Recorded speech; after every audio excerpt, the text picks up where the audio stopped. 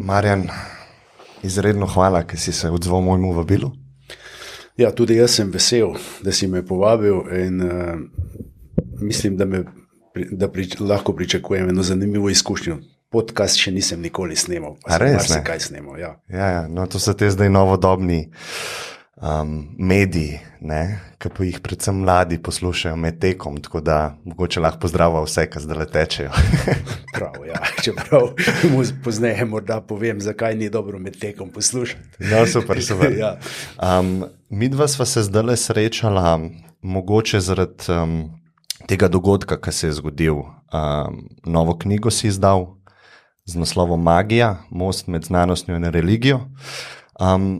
Pa preden bi šla v strukturo, ki sem si jo zamislil, mi je bilo zelo zanimivo, ker si na Facebooku napisal, da je to knjiga, ki je najboljša, tvoja, in da si jo tudi najdlje ustvarjal, ne mogoče pisal, ampak ustvarjal. To si tudi v knjigi na začetku omenil. A bi me lahko malo popeljal čez ta proces nastanka te knjige? Torej, najprej zasnova knjige je nastala, mislim, da 10 let nazaj. Torej, točno, ko sem dobil idejo, da bi pisal knjigo, jaz potem uporabim tudi Jyotish svetovalko, da mi pove, kdaj je najboljši portal, prehod za to, da začnem, torej ta začetek, ker že to je del magije. Potem sem začel pisati in seveda najprej sem ugotovil, da zlahka pišem. In potem, ko bi se morala zgoditi naslednja faza, torej, ko knjiga začne pisati mene, takrat se zares začne proces, takrat sem ugotovil, da imam premalo znanja, da imam preveč blokad še vedno, torej, da nisem na dovolj visoki stopnji zavesti, da bi lahko napisal tako zahtevno knjigo, kot je magija. Namreč to je eno področje, ki je v resnici v družbi stigmatizirano. Ko ljudje slišijo magija, takoj pomislijo, to je pa nekaj slabega, torej magija je nekaj slabega. V resnici pa redko kdo razmišlja, in ravno to sem želel v tej knjigi poudariti, da je magija vsak proces, ki se zgodi. Vse, kar mi počnemo, je magija. V nasprotju z religijo, torej religija pravi, naj se zgodi Božja volja, ali pa pri muslimanih inšalah, in se počaka, da se bo zgodila Božja volja. Vendar to ni dovolj za aktivno življenje, to ni dovolj, ker moramo tudi mi nekaj narediti. In zaradi tega je pa magija tista, ki to udejanja. Jaz včasih v šali rečem, da sem podizvajalec božanskega. Torej, od zgoraj dobim impuls, jaz pa to izvedem. Ampak tako so tudi drugi ljudje, samo o tem ne razmišljajo. Potem pa ko sem dobil, namreč prvi delovni naslov na začetku je bil, ker so me na to nekako pripravljali moji učenci, vseh 25 generacij, da potrebujejo knjigo, ki bo razložila črno magijo in uroke in kako to deluje, kako se proti temu boriti, kako to prepoznati in tako. In to je bil prvi naslov. Potem sem pa videl, da je to preveč ozko, da je magija torej nekaj več in da magija recimo, oziroma če bi rekel tako, religija jemlje ali pa dobiva moč od zgoraj. Znanost razišče na materialni ravni, torej materializirane sile, ki jih lahko dokaže, jih razišče, magija pa uporabi eno in drugo in to udejanje. Zato je čisto vsako dejanje je magijsko dejanje. Tudi to, kar mi dva zdaj počnemo, je magijsko dejanje. Namreč, ker značilnost magijskega dejanja je, da ima nekaj najprej namen, potem začetek, potem glavni del in potem zaključek. Seveda, ob tem je zelo pomembno, torej pri magiji, da mora magijski proces oziroma mag, ki to izvaja, mora na nek način okupirati vseh 5 čutil, da se ti potem umakneš iz zunanjega sveta, da ne percipiraš zunanji svet, ampak proces, navodila, sugestije in tako naprej. In to je magijsko dejanje. Zdaj mi dva tle pravzaprav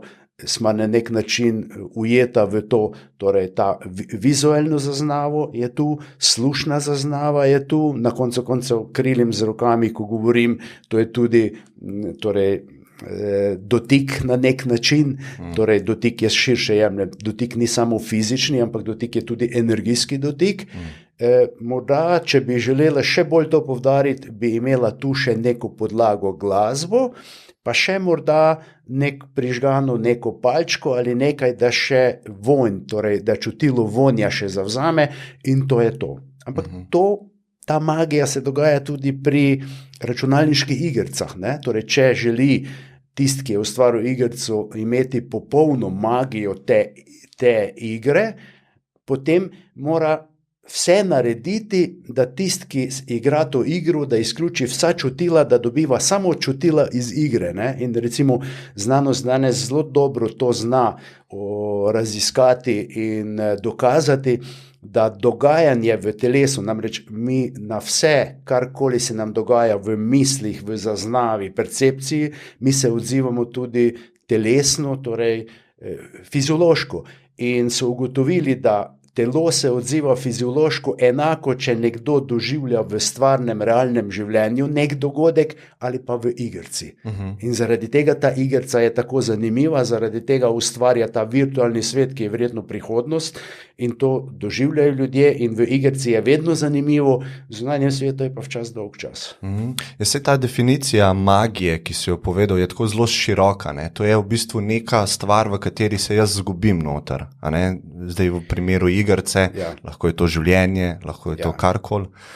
Kaj bi pa rekel nekomu,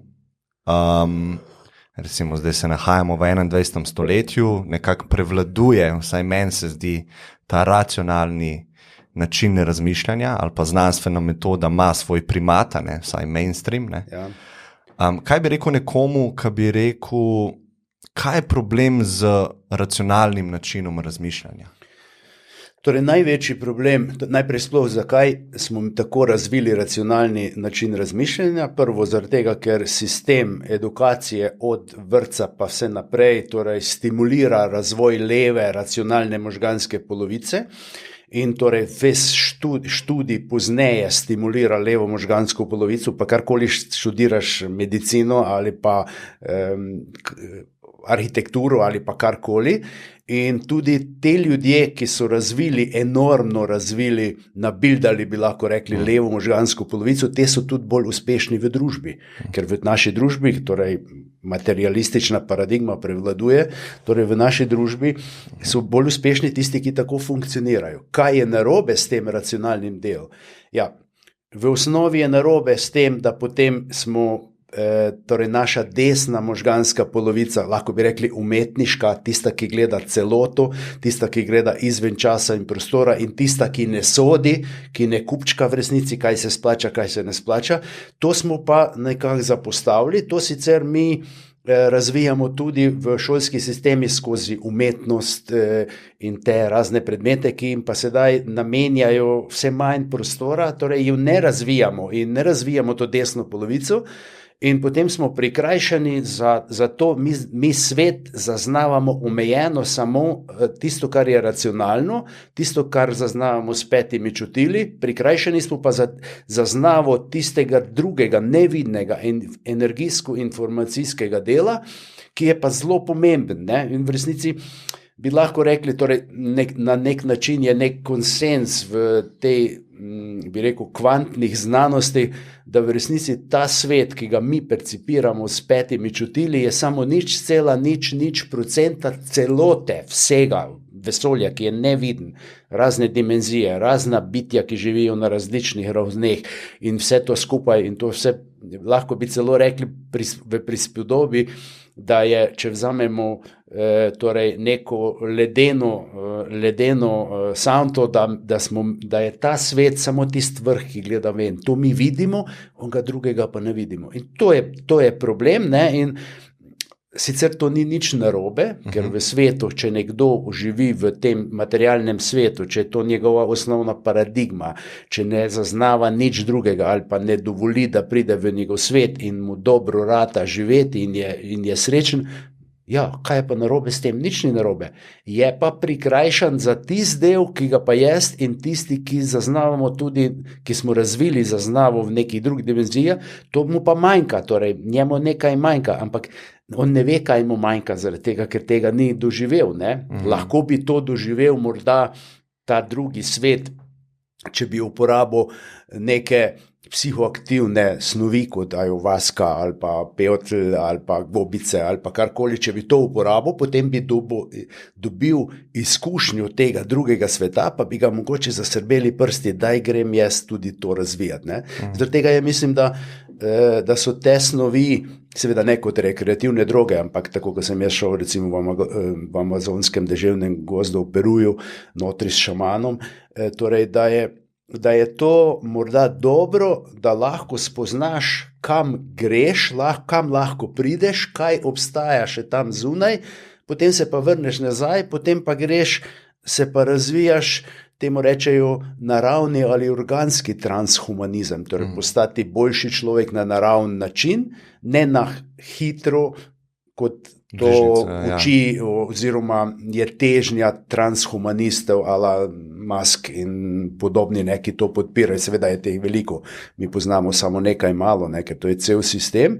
In če pogledamo torej v tem svetu, tudi v mojem svetu terapevtskega dela, tisti, ki se naravno razvijajo počasi, postajajo vse boljši ljudje, in torej se znebijo vsega odvečnega, postajajo tudi etični in moralni, in ko dobijo moč, te moči po vsej verjetnosti ne bojo zlorabili. Nekdo, ki pa dobi, rečemo, moč s pomočjo umetne inteligence in sodobne tehnologije, to je neskončna moč, ki jo lahko nekdo dobi, je pa lahko neetičen. Lahko je tudi butast, pa ne zna to uporabiti. Bo uporabil tako, kot je moj programer, pač tu so pa programerji. Sem poslušal en dan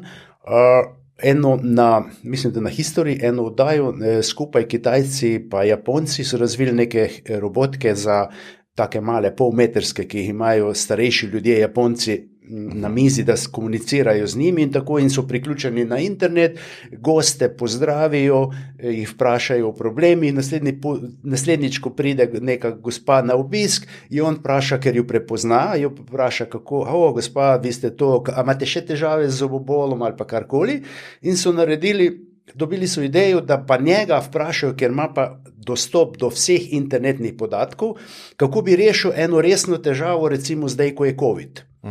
Pa so rekli, torej, reši nam težavo, ima 200 ljudi živi v skupnosti, eden je okužen, kako bi to rešil. On malo pobrska po spletu, zelo hitro je imel rešitev, je rekel, onega je treba ubiti. Zato, ker je pobrskal zgodovinsko, kaj je treba s takimi narediti. Evo, lej, pa ima rešitev. In zdaj si zamisli, da to je pa že potem eugenika, pridemo na področje eugenike.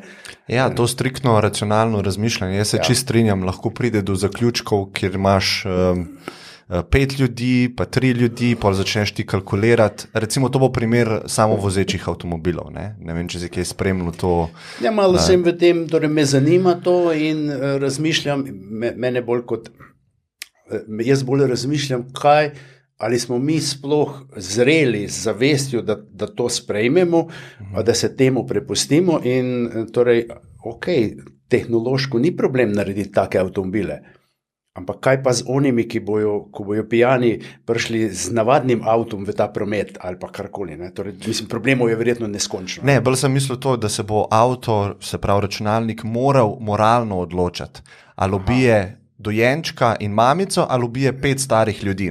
In to vprašanje je zelo težko. Ja, seveda, to je pa tisto, kar Danah Zohar govori v tem kvantnem svetu, oziroma ona zelo dobro razloži duhovno inteligenco, pravi. Računalnik lahko zamenja nekoga, ki ima IQ 180. Računalnik lahko tudi čustveno inteligenco dokaj prilagodi se, da se bo znašel, ne more pa duhovne inteligence, ker duhovna inteligenca ima pa smisel. Tam je pa smisel, zakaj bi se učil, zakaj bi nekaj počel, in tisti višji, bi rekel, duhovni vzgib, zakaj bi se razvijal, odkot prihajam, kam grem, kdo sem, ne? Tega pa ne more rešiti. Ne? Ja, inteligenca nekako vemo v tem oskem smislu, kaj je, ne vemo pa, kaj je zavest, ne? Pa kako do nje pride. Ne?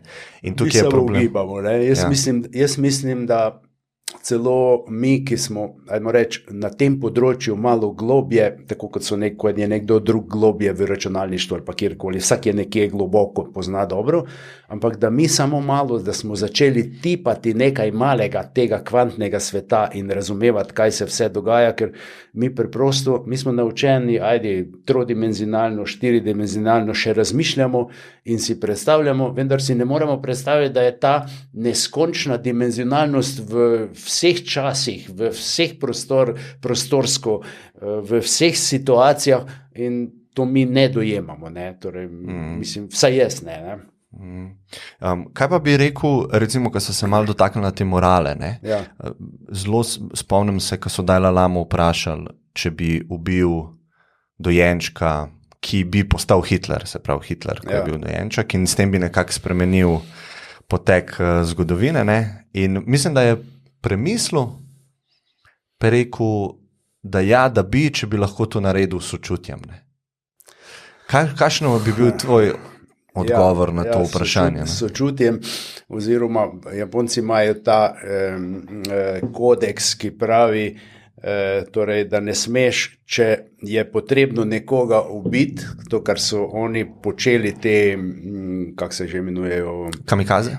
Ne kamikaze, tudi kamikaze, ampak tudi v preteklosti samuraji, ne, da so rekli, da lahko tudi ubiješ človeka, če je potrebno, če braniš, ampak ne smeš to narediti iz čustvenega zgiba, ne, torej ne smeš biti čustveno ujet, ne smeš impulzivno to narediti. Morda je to mislil Dalaj Lama, ja. Ja, torej na ta način, ampak jaz vedno pravim, ne vem, ker ne vem, kako bi se jaz odločil v situaciji. Tega pa zdaj ne morem vedeti, ker nisem namočen v to. Kaj pa če bi bil, a lahko rečeva, a si lahko predstavljava, če bi bil v situaciji, ne, ker doskrat duhovne ljudi, ki se ukvarjajo z duhovnostjo, to jaz mislim, da je velika povezava z moralo, ne, odgovor je ponovadi ne. Ampak jaz mislim, da je to tudi akcija, ne, oboje je akcija, če ubiješ dojenčka ali pa če ga ne ubiješ, recimo rečeva, da je posledica druga svetovna vojna, kjer umre 60 milijonov ljudi, ne. Ja, ampak to so take zagate. Tle bi jaz rekel tudi tako, torej, če gledamo osko situacijo, torej samo ubiti, škodljivo delovati in tako naprej, morda bi se morali odločati. Če gledamo pa širše, torej tudi z vidika karme, z vidika razvoja človeštva, z vidika, da potrebujemo tudi hudiča kot preizkuševalca, iz vidika, da se moramo nekaj naučiti, je pa zadeva zelo bistveno širša in je težje to dojeti, zato ker jaz pa ne vem, ne morem to dojeti. Ne? Če bi rekli, karma je nekaj, kar doživljaš tukaj, da bi se nekaj naučil na podlagi tistega odprej, ker si naredil nepravilno, ampak nepravilno opredeljeno s čim. Torej, če jaz rečem nepravilno delujem, pa nisem opredelil v primerjavi s čim, ja, potem nisem nič povedal. Torej, če želim se duhovno razvijati, torej vračati se nazaj v izvor, potem je ta karma okej. Ne? Torej, se učim, dobim, karma ni kazen, ne? Karma tudi ni usoda. Karma te pripelje, usoda je nekaj, kar je determinirano, določeno, karma je pa nekaj, kar te je pripeljalo v to situacijo, vendar ti, če to dojameš lekcijo, če se naučiš in to sprejmeš, potem menjaš smer svoje usode.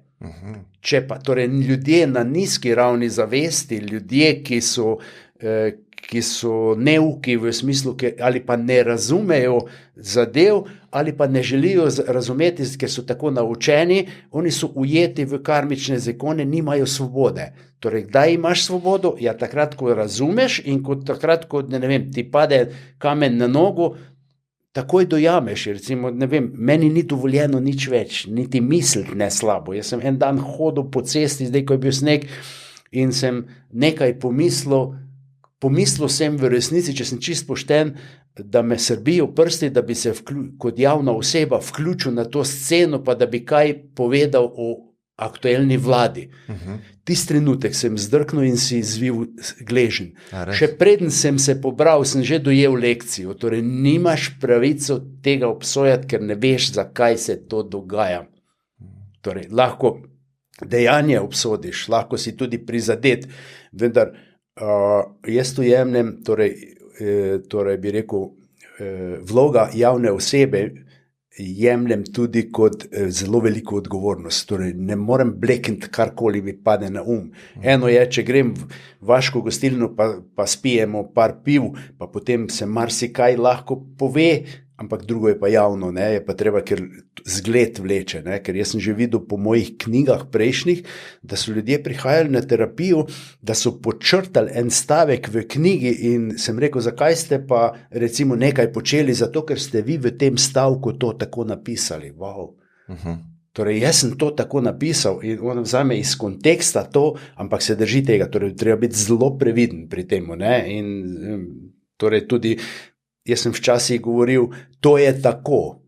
Danes pa rečem, jaz to vidim, da je tako.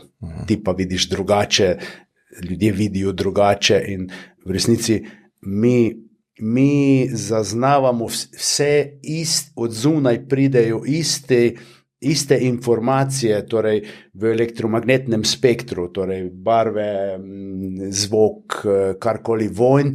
Naši možgani pa glede na to, kakšne so naša prepričanja, kakšna stališča imamo, kakšne navade imamo, potem to dekodirajo in spremenijo v videnje nekega, torej in svet se v resnici znotraj nas dogaja, zunanji svet, ampak pri vsakemu drugače, ker če vprašajo ljudje, pa tudi čisto drugače, tudi ko se včasih, jaz sem že imel take situacije, da smo se z nekom, smo se nekaj poslovno zmenili, pa je bilo čisto jasno.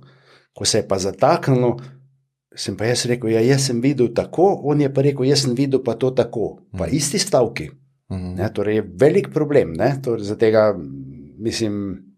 Ja, ta ponižnost se mi zdi zelo pomembna, sploh v današnjem času, ker je ne vidimo toliko, pa se ni niti toliko pomembno, koliko je vidimo. Važno je vedno, da sebe pogledaš pa urejaš. Ja, to ponižnost, jaz to tako jem, torej ponižnost je beseda, ki ljudje takoj zastrižejo z ušesi, kaj zdaj moram biti pa do nekoga ponižen. Torej to ponižnost jemljem kot ponižen sem do višjih ravni, do naravnih zakonov, do sveta, ki in pomišljaj formira ta naš svet, torej iz implicitne popolne urejenosti nam daje informacije navzdol, da mi lahko tle živimo, da se narava razvija, da vse funkcionira in do tega je treba biti ponižen. Čim pa ti pomisliš, jaz vse vem, jaz se ne rabim učiti, jaz bom to tako naredil, meni je dovoljeno vse zaradi tega, ker ne vem, ker sem zagriženi darwinist in razmišljam, torej, če sem močnejši, potem lahko oropam ljudi in vzamem vse, kar imajo, zato ker sem močnejši. Ne? Ampak to je pa, bi rekel David Icke, reptilski način razmišljanja. Ne? To je to. Ne? Torej, jaz te reptil, ko on govori o teh reptilih, jaz to bolj jemljem kot reptil je na nek način metafora ali pa prispodoba, kako nekateri ljudje razmišljajo in živijo. In priča smo, ne, da so nekateri ljudje dejansko v programu razmišljanja in delovanja reptilskem. Razmišljajo kot krokodili. Ne? Torej vse vzamem, vse uničim, karkoli. Ne? Ampak, ja, jaz se s tem zelo poistovetim, s tem, ki si omenil, mislim, da imam prav. Ne? Jaz sem skoraj 30 let svojega življenja preživel v tej materialistični paradigmi. Mislil sem, da take stvari, o kateri se pogovarjava, nimajo nekako podlage. Zato bom mogoče lažje igral tega hudičega odvetnika. Ne? Zdajle. Recimo, kaj bi rekel nekomu, kar reče, magični način razmišljanja je v naši zgodovini povzročil ogromno slabega in ogromno trpljenja. Mogoče tukaj, če se samo osredotočam na srednji vek. Ne? Magični ali magijski? lahko Magijsko dejanje je lahko tudi magično. Ne? Punca je lahko magična, ni pa maginja.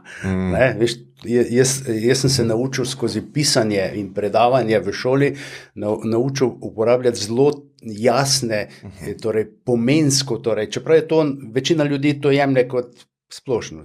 Zanimivo je, magija je bila vedno kot nekaj negativno, izpeljanke iz magije, magično, pa tako to pa uporabljamo, to je pa okej, mislim, ampak je to izpeljanka. Bom popravil pol neracionalno razmišljanje. Ja. Recimo zažiganje čarovnic na grmadah, potem smo mi prišli do razsvetljenstva, znanstvene revolucije in zdaj, ko smo materialistično začeli gledati na svet, ali pa bolj materialistično, se je trpljenje v človeštvu začelo zniževati. Ne? Kaj bi rekel na to? A bi se strinjal s tem? No, to je to, ali se je začelo zniževati, v enem delu razvitega sveta seveda, tam pa v biti niti nimamo informacije, ampak torej, ta del srednji vek je bil pri nas definitivno mračnjaštvo, torej na vzhodu niso imeli tega, zatega se je na vzhodu tudi, bi rekel, ezoterične vsebine in vse to, kar potegne za to, okultne vsebine so se normalno razvijale in niso imele neke prekinitve kot pri nas. Pri nas je ta problem je nastal pred tem, recimo v starem veku, v starem Egiptu, stara Grčija, rimsko cesarstvo in rimska civilizacija in tako. Torej, tam je bila na nek način vseeno ta povezava, ravnovesje. Torej, religija je imela svoje, znanost je imela svoje, magija je imela svoje in bilo neke vrste ravnovesje. To, ko meni nekdo reče, znanost se razvija, pa kaj pa, znanost se razvija samo v zadnjih 300 let. Ja, to ni povsem res, ker če pogledamo stvaritve, ki so jih naredili 2000, 4000, 6000 let nazaj, to je morala biti še kakšna znanost, torej znanost, ki je morala izdelati statične izračune za, ne vem, piramido, torej je morala imeti znanost. Ta je bil tudi, recimo, enega taga za primer dajajo tega njihovega svečenika egipčanskega Imhotep, on je bil znanstvenik, je bil teolog in je bil tudi mag, torej vse v eni osebi. Pozneje se je to v srednjem veku, se je pa porušilo, ker je religija, verjetno smo rabili v svojem razvoju izkusiti, religija prevzela primat in od druge dve povsem dala na stran. In magijo in znanost, torej ker je religija takrat tolmačila, govorim zelo splošno, tolmačila, torej rekla, da ima pravico o vseh zadevah odločati ona in edino ima prav, tudi o znanosti. Saj so skurili znanstvenike, ki so imeli prav. In seveda, v naravi stvari, torej v evoluciji, vedno se nekaj mora nehati in ko se je tega nabralo dovolj, pol imamo renesanso, renesanso nečesa, ker če imaš renesanso, moraš vedeti, da renesansa je renesansa nečesa, kar je že bilo prej, torej to stanje, in so začeli recimo Newton je tak najbolj, Newton je bil mag par excellence, torej je bil mag, je bil alkemist, je bil teolog, teologijo je raziskoval, je bil znanstvenik, je bil vse, to je bil en tak primer, pa potem pozneje Jung, pa Tesla, pa Einstein, torej lahko bi jih našteli zelo veliko, so poskušali to spremeniti, takrat so tudi rekli, ok, religija, vi imejte Boga, znanost, mi bomo to raziskovali, kaj pa magija, kje smo pa mi? Nas pa ni spet nikjer.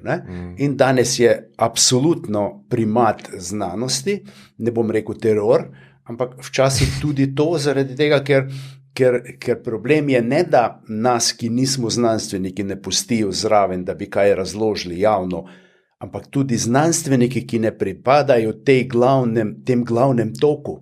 Se zdaj vidiš, ko recimo v času covida pa to, torej ima samo ena skupina znanstvenikov, pa ne govorim, da ne razlagajo dobro in pravilno, ampak ima pravico razlagati to javno. Vsi drugi znanstveniki, ki so tudi znanstveniki, so tudi uspešni, imajo veliko znanja, za njih pa če kaj drugače razložijo, pa pravi, da je to teorija zarote. Ne? To je že ta pristop. Ne? In karkoli je izstopa iz tega, ni dovoljeno. Zdaj tako, spet, dokdaj bo to? Ja, po moje, dokler se ne bomo nadovoljili tega, dokler ne bomo mi začeli to dojemati, pa bomo začeli spet riniti naprej to duhovno plat, pa magijsko plat, pa se bomo spet nekako, ne, torej, moja želja, ideja skozi knjigo je bila tudi, dajmo zraven znanosti, ki je v redu, dodati še duhovni del, pa še ta magijski del, zavedati se tega, da imamo rituale, procese magijske, da je vse magija, da je reklama magija, da je gledališču magija, da je vse tudi na koncu proces znanstvenika, ki postavi neko hipotezo in jo dokazuje, to je magija. Magija je tehnologija. Saj kaj bi pa, če bi jaz včasih primerjam to, če bi šel tam v amazonski deževni gost ali pa nekje v Afriko, ker ni elektrike, ker ni nobene tehnologije, če bi jim pokazal mobitel pa sliko pa tako, oni bi rekli, to je magija, to je neverjetna magija, naš najboljši magi tega ne znajo narediti, ne? Mislim, oni bi padli dol, oni bi mislili, da smo mi bogovi. Ne? Zato verjetno toliko ljudi prepriča teh zadnjih 200 let. Zaradi ravno takih izumov, ki smo enormno hitro, res je, da piramide, kako so bile zgrajene, sigurno je bila tehnologija, ki je bila napredna.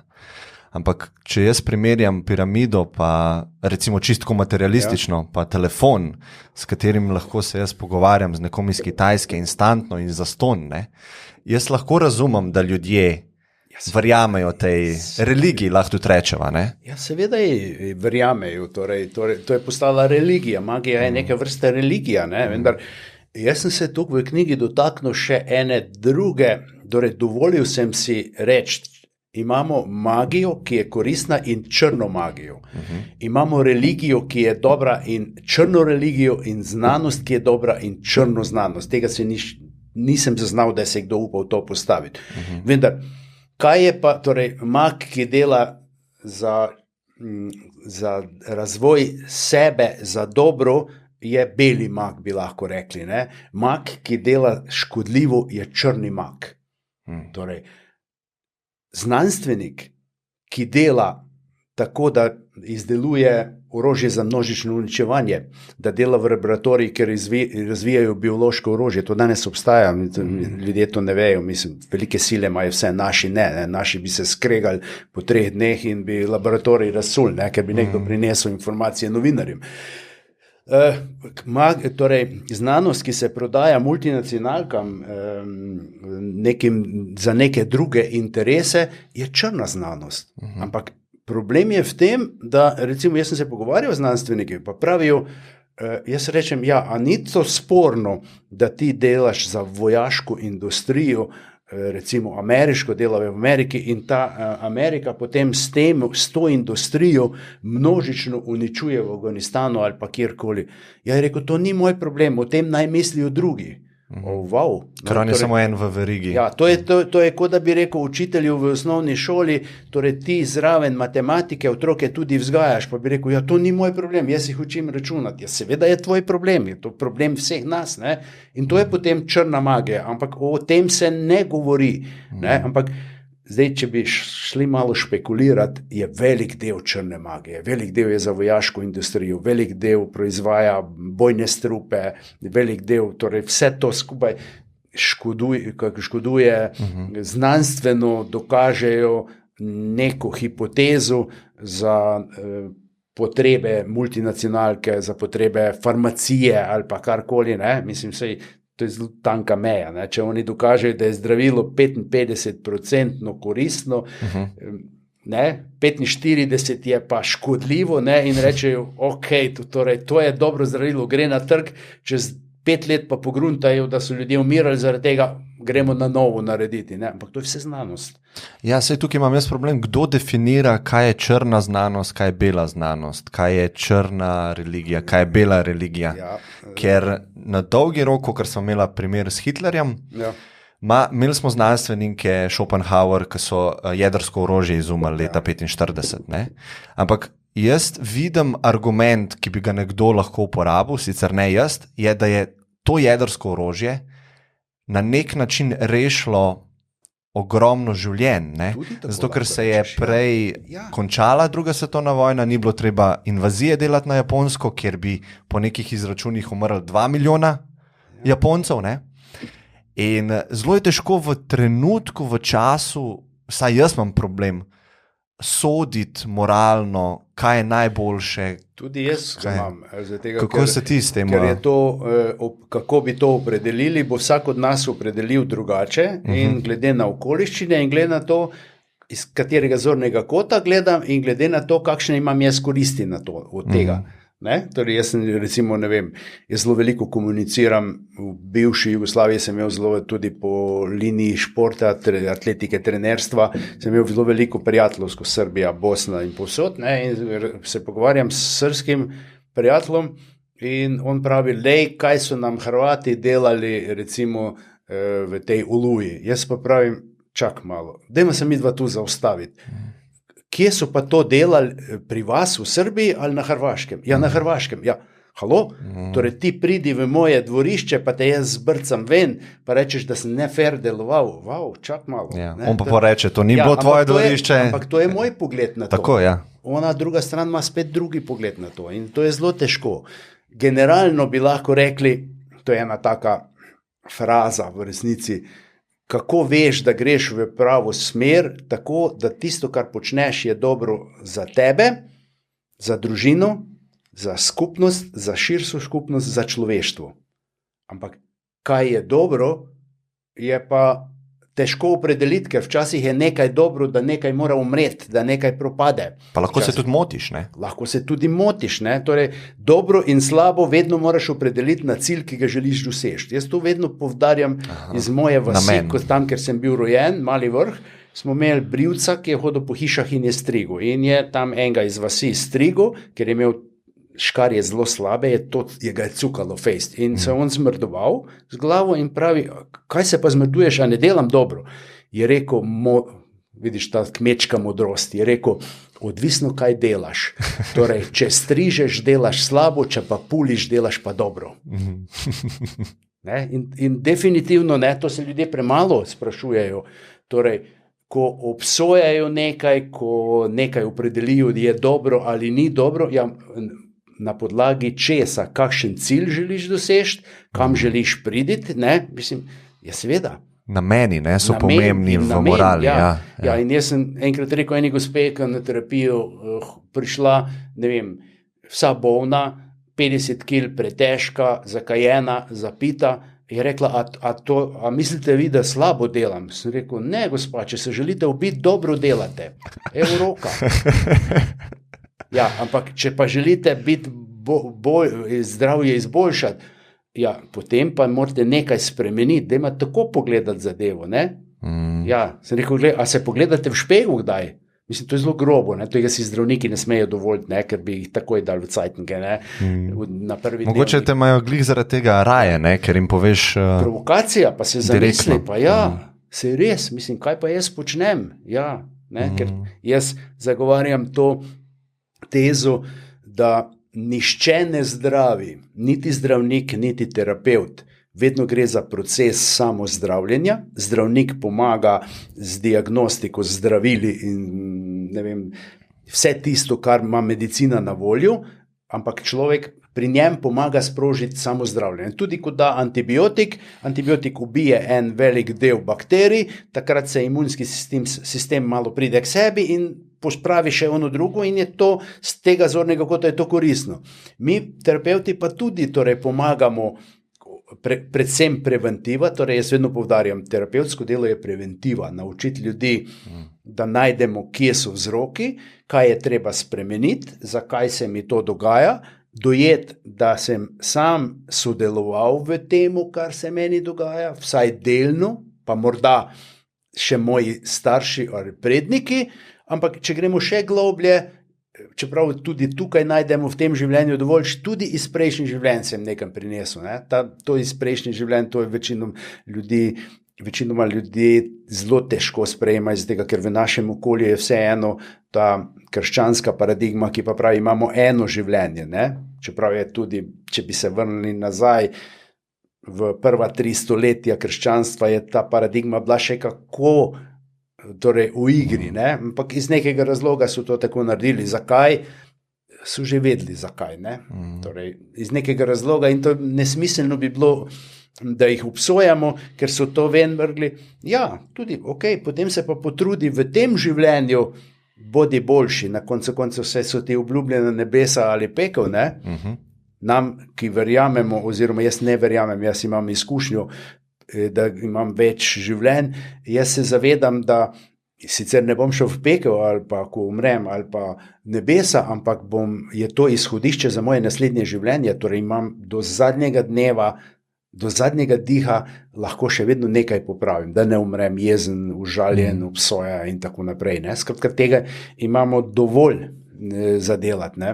In potem je potem, ko umreš, tisto naslednjo življenje pekel ali nebesa. A tako ti vidiš? Ja, lahko bi tudi tako rekli. Torej, peko in nebesa ni kraj, kamor gremo, ampak je stanje, v katerem se nahajamo. Ampak to stanje, v katerem se nahajamo, lahko tu na zemlji, lahko pa tudi v, bi rekel, nevidnem svetu, v zemeljskem astralu, ker se nekateri zaciklajo, ne morejo iti naprej, rečemo temu, v svetlobo, tako je najlažje to uporabiti, ampak v nek svet, torej svetov je še veliko gor, in se tu zaciklajo in so v peklu, torej recimo nekdo, ki je samomor naredil, dokler ga se, torej tu imam stotine primerov, ko je oče naredil samomor in so vsi v družini še 10 let trpeli, ker je bil prisoten tukaj, ker ni mogel zapustiti tega astralnega sveta in je ropotal po noč in so imeli slabe izkušnje z njim, slabo so se počutili, jim je odžiral energijo, niso mogli spati in tako naprej. Torej, takemu človeku se s posebnim procesom, tudi to je magijski proces, bi lahko rekli, pomaga, da gre naprej.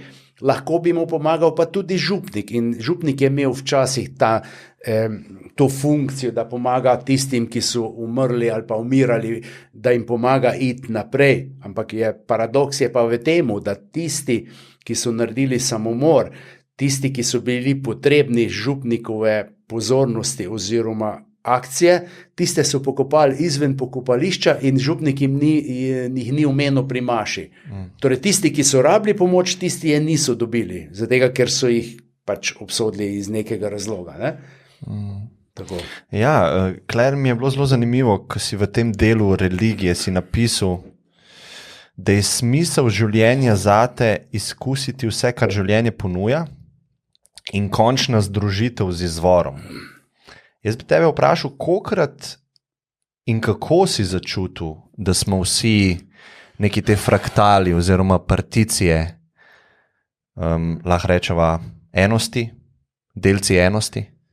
Ja, to stanje, rečemo iz stanje enosti, stanje transcendence ali pa stanje popolne odsotnosti misli, čustev in tako naprej, torej ko ne percipiramo več s 5 čutili. To stanje enosti lahko začutiš v globoki meditaciji, ne takoj, ne? Torej jasno potrebuješ izkušnjo. Najprej lahko to prebereš. In prva faza je, preberem in jaz mislim, da vem, kaj je to. To je tisto, jaz mislim, da vem, potem pride faza, jaz nič ne vem, potem pride pa faza, aha, zdaj sem pa dojel, kaj je to sem doživel, zdaj se pa spravi nazaj, pa upravljaj svoje dolžnosti. Ne? Tako kot rečejo Kitajci, preden se razsvetliš, sekaj drva, ko se razsvetliš, sekaj drva. Naprej, ja. Naprej, se nimaš kaj drugega. Ne? Torej, jaz imam eno tako zgodbo, ki je bila resnična v Zagrebu, pa je resnična. So bili 3 Indijci, že 20 leti nazaj, ki so prišli v Ljubljano en teden predavati pač duhovnežem, ne?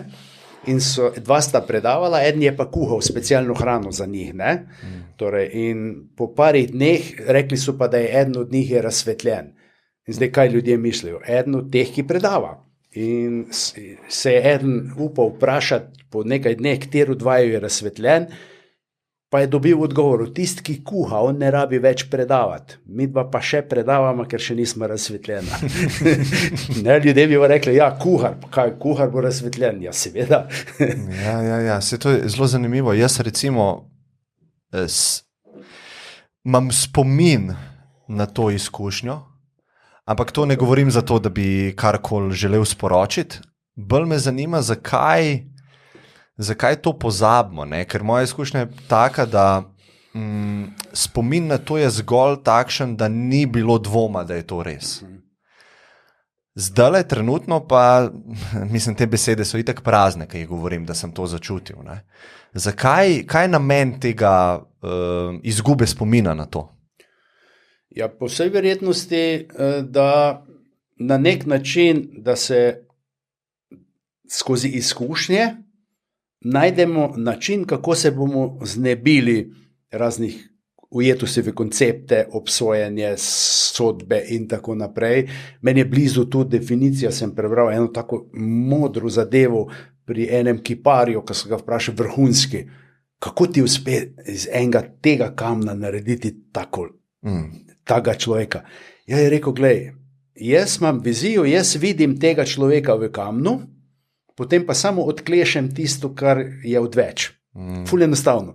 In tudi mi, ne, v resnici, da bi postali bolj humani, da bi postali nadčlovek, enostavno odklešemo tisto, kar je. Torej, v resnici je duhovna pot ne pridobivanje, ampak osvobajanje. Osvobajanje od vsega tega. Seveda, to je tudi, jaz se 30 let s tem ukvarjam, ne, nekaj stvari sem se osvobodil, v nekaterih zadevah sem pa še ujet. In to dnevno najdem še kaj, da me še kaj zmoti. Ne? Torej, če me zmoti najbolj, ne vem, brutalen ukrep vlade ali pa politika ali pa karkoli, to pomeni, da imam tu še ful za delati. Da imam tu še ful za delati, ne? In da je treba se priditi ne naučiti se, pa ne zato, ker moram, ampak dojeti, da je vsak ta človek tudi človek, da je nekje, da je znotraj, če je kamen, da je znotraj tega kamen on idealen kot človek, da pa tisto niso še odklesali. Ne? In da moraš sprejeti v tem. Jaz ne morem se spomniti imena enega grškega mistika, imam doma tekst o njem v srbščini, ki je rekel, da takrat zmoreš napredovati, ko v hudiču prepoznaš tisto božansko. Da je tudi on božanski, samo je drugi pol. Ne, zdaj pa, kaj je hudič, kaj je pa angel, je odvisno od kulture, je odvisno od verskega prepričanja, je odvisno od tega, kako mi gledamo na to. In seveda, najmanj polovica ljudi bo reklo eno, druga polovica pa drugo. Ne? In je to zaradi tega mi pravzaprav nimamo pravice soditi, ker ne vemo vsega, ne vidimo celote, nimamo ta meta pogled dovolj, ampak gledam, ker sem pa jaz terapeut, gledam pa na to tudi drugače. Kadar sodim, proizvajam energije destruktivne, nizkih vibracij, ki prizadanejo mojo trebušno slinavko. To pa pomeni, da bom tudi zaradi tega, ker obsojam imel zdravstvene posledice. In zdaj, če ti gledamo trebušna slinavka, ki je zelo pomembna, ker proizvaja inzulin, ki je dobesedno prenaša sladkor iz krvi v celice, zelo poenostavljam, torej in kvarim ta sistem, pa če zraven tega jem vsak dan veliko sladkorja, pa sem užaljen, pa jezen še zraven tega, potem ustvarjam, to ni vzrok, ampak ustvarjam pogoje, da bo nekega dne trebušna slinavka rekla, fuck off, ne grem se več. Pojdi na inzulin, mene ne boš več zajebaval. Zelo poenostavljeno. Ne? Torej je to, seveda, kako pa ljudje, če smo se vsega se tak ne moremo teh čustev, ampak obsojanje samo. Kako pa ljudje to vidijo, kdaj obsojajo, to je pa različno. Torej, nekdo reče, to pa ni res, da jaz obsojam. Jaz obsojam samo tiste, ki si to zaslužijo. Jaz pa rečem, ja, dajte mi drugič prinesti meter, s katerim ste to merili, pa ma skup zmerila, da vidimo, kdo si to zasluži. To je relativno. Kdo si pa zasluži? Mislim, kdo si zasluži? In zaradi tega sem jaz skoval eno tako, spet eno frazo, torej, tisto, o čemer misliš, kar obsojaš, proti čemu se boriš, to krepiš, ker mu namenjaš energijo. Torej, pozornost, energija sledi pozornost. Torej, ne se boriti proti nekomu ali nečemu, ampak se bori za nekaj boljšega. To je to. To je štos z malimi otroci. Mali otrok ima vzame nek umazan kamen ali pa nekaj in se ga drži in mu ga ne moreš vzeti, ker razvije moč, da mu ga ne moreš vzeti, nobena grožnja, ne? Ja, kako to narediš? Ja, samo pokažeš mu neko lepšo igračko, on to spusti in vzame ono drugo. Se tako funkcioniramo mi tudi, ne? Torej, daj nam nekaj boljšega in se bori za nekaj. In potem bo svet drugačen. Seveda, ker pa večinsko ljudje delujejo tako, da obsojajo. Moderno je na televiziji reči, obsojam ono drugo stranko, obsojam to stranko, obsojam multinacionalko, obsojam, ne vem, ministra, obsojam policiste. Ljudi, ki ne nosijo mask, ljudi, ki nosijo maske. Torej, če imam jaz v sebi vzorec, jaz temu rečem vzorec, to je program v podzavesti, to je algoritem, po katerem jaz, ali pa naložena aplikacija v podzavesti, po katerem jaz avtomatsko delujem. Vse obsojam, kar ni v skladu z mojim omejenim okvirjem, ki ga imam, in vse s tem okvirjem presojam okrog po družbi in vsak dan lahko obsojam. Eni ljudje so pa tolerantni, spoštljivi, sočutni, torej potrpežljivi, da lahko sprejmejo, da lahko potrpijo in tako naprej. Te so bolj blagi, ne? To so te take Jezusove vrednote. Ja, recimo lahko bi rekli, ne, Jezusove vrednote, ki so jih sicer pozneje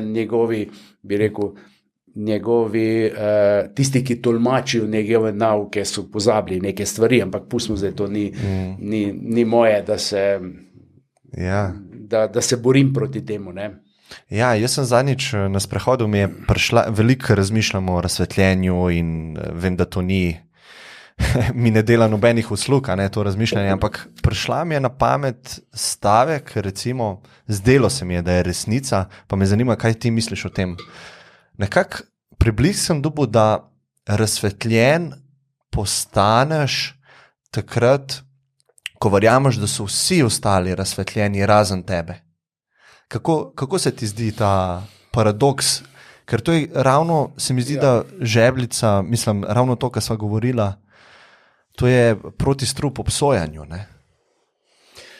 Ja, lahko bi rekel, čeprav ta razsvetljenost, jaz bi to rekel, stopenjsko je, ne?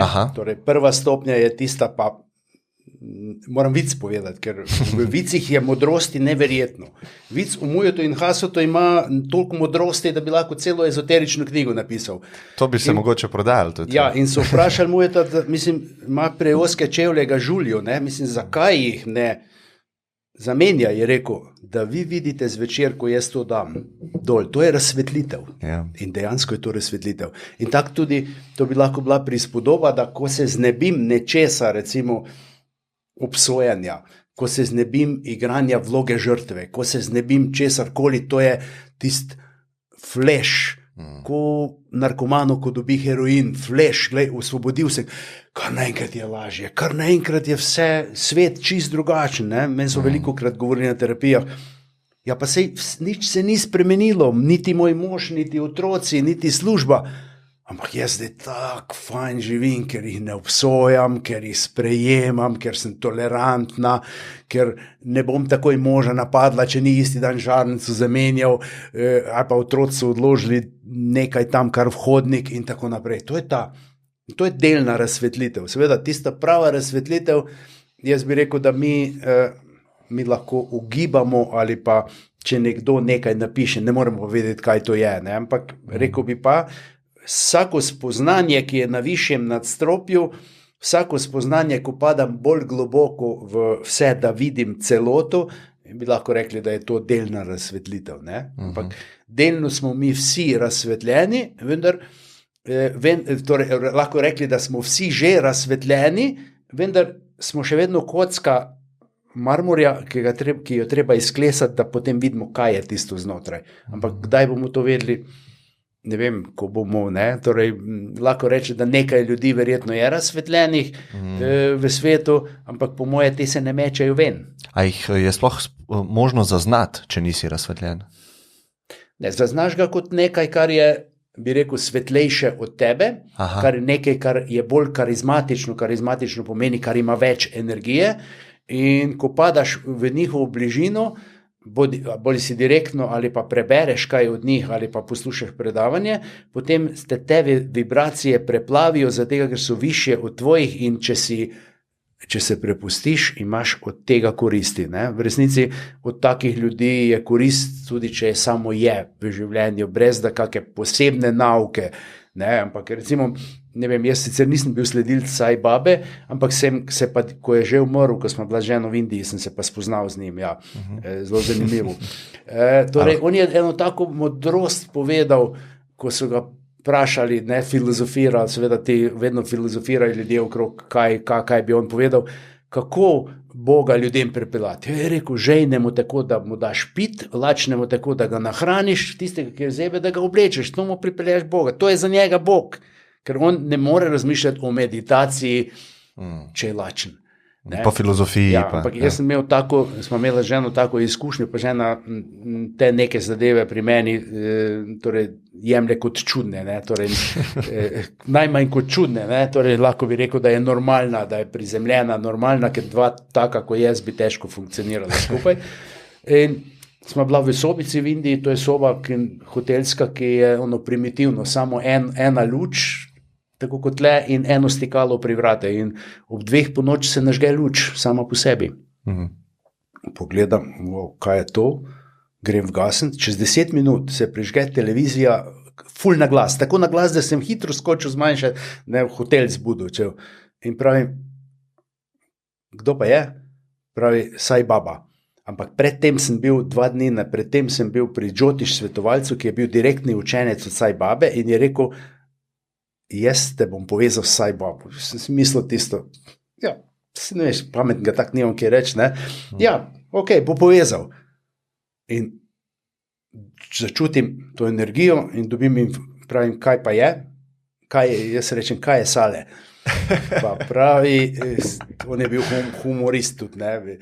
In pravi, ne govori ljudem stvari, ki jih ne razumejo, ker je to breme za njih. To sem jaz sprejel in tako naprej. In potem sem se navadil, pa sem večkrat v naslednjem letu, ko sem bil v neki nerešljivi situaciji, jaz pokličem, Sale, prosim, pomagaj. Energija je tu in dobim rešitev. In enkrat v Ljubljani, to so bili še stari, dobri časi, ko smo lahko še pivo pili zunaj, mislim, da pridejo spet. In skupina tako zvečer, in jaz jim povem to zgodbo in pravi, nemogoče, jaz rečem, Sale, daj. Nekaj pokali, Na mizi se je zgostila energija, ljudje so zanemeli, samo so gledali, sploh se niso mogli premakniti. Čutili so. Ja, čutili so, veš, tudi tisti, ki so, ker to je tako močna energija, da jo ti čutiš, tudi če ne verjameš v nič v to, ker te preplavi. Ampak zdaj ga ne srečujem več, verjetno ima koga drugega. Nimaš pa interesa take stvari, ki si jih zdaj povedal, se iti te igrice z znanstveno metodo. Nimaš toliko interesa, da bi... Ker recimo veliko je ljudi, jaz sem na precepu, ki so, kot sem že prej omenil, v tej materialistični paradigmi, in take stvari, ki poslušajo, hitro pridejo razlage v njihov si predstavljam. To bi bila ena od smeri, vendar namreč na tem področju je tako, da na začetku si bi rekel, vse delaš lahko naenkrat, za vse se razumeš. Na vse se razumeš in vse lahko počneš in vse razvijaš, pozneje moraš usmeriti fokus v nekaj. Torej, moj fokus je v to, da razvijam torej z tega zdravstvenega področja in področja odnosov, da razvijam torej, da metode, ki jih poučujem v šoli, kako še bolj enostavno razložiti ljudem preko metafor, potem kako uporabiti to znanje, kajti če ni uporabno, jaz ne bom nič predaval kot teorijo, to v knjigi napišem lahko, ampak in torej kako ljudi motivirati, da sprejmejo to novo paradigmo, sami smo prispevali k temu, kaj se nam dogaja, da začnemo iskati globlje vzroke in da potem se začnejo spremljati. To je moje na nek način poslanstvo, to lahko naredim tako, torej, da bi mi ljudje to verjeli in da bi se opredelili za to pot, sem moral narediti 30 let kilometrine, da sem se na nek način uveljavil preko knjig, predavanj in vsega tega, da mi zaupajo. Ker če bi to isto povedal pred 30 leti, bi se nasmejali, bi rekli samo še eden, ki naklada. Torej, to je zelo pomembno. Torej, to in danes te lahko preverjajo po forumih, a si ga kje biksal, a si komu kje preveč zaračunal, a si... Skratka, glej, danes nas veliki brat vseeno gleda, Tako. Torej, to so te pomembne zadeve, ki so moja prioriteta, oziroma v tem trenutku je moja prioriteta predavati v šoli za bioterapeute, ker se mi zdi fantastično, da v 3 letnikih peljem ljudi skozi te procese, da jim predam vse svoje znanje, oni ga pa potem enega uporabijo, ne bojo uporabili, enim je to zanimivo, vedno se izlušči ena skupina, ki bojo pa delali profesionalno, tu so tudi v šole prihajajo tudi zdravniki, tudi znanstveniki, ki pa potem to znanje uporabijo zato, da oni boljše funkcionirajo. Da boljše funkcionirajo. Je rekla ena otroška zdravnica, jaz ne bom nikoli terapeutka karmične diagnostike, vendar jaz se danes, ko se zavedam, da je otrok boln tudi zaradi tega, ker se morda starši kregajo, da je boln tudi zaradi tega, ker ni bil zaželjen otrok, da je boln tudi zaradi tega, ker je doživel neke travme, tudi zaradi tega, ker se je dedek obesil ali pa karkoli. In potem kot zdravnica, ki imam avtoriteto, lahko staršem nakažem, torej razmislite, kakšen je pa vajen odnos, da je otrok boln. Mogoče otrok samo odreagira na vajen odnos. In to je napredek. Ti so za mene najbolj dragoceni, ki zmorejo narediti to spoj znanosti, alternative, spoj medicine in teh naravnih načinov zdravljenja. Ti so pomembni, ker njih pa malo bolj slišijo kot mene. Vseeno, jaz se zavedam, da kljub temu, da sem zelo prisoten v medijih, torej verjetno, če bi pogledal recimo, ne vem, časopisnih intervjujev v zadnjem mesecu enih 5 je bilo, pa še jih bo. Torej, prisoten sem kot terapeut v medijih več kot vsi drugi terapeuti skupaj.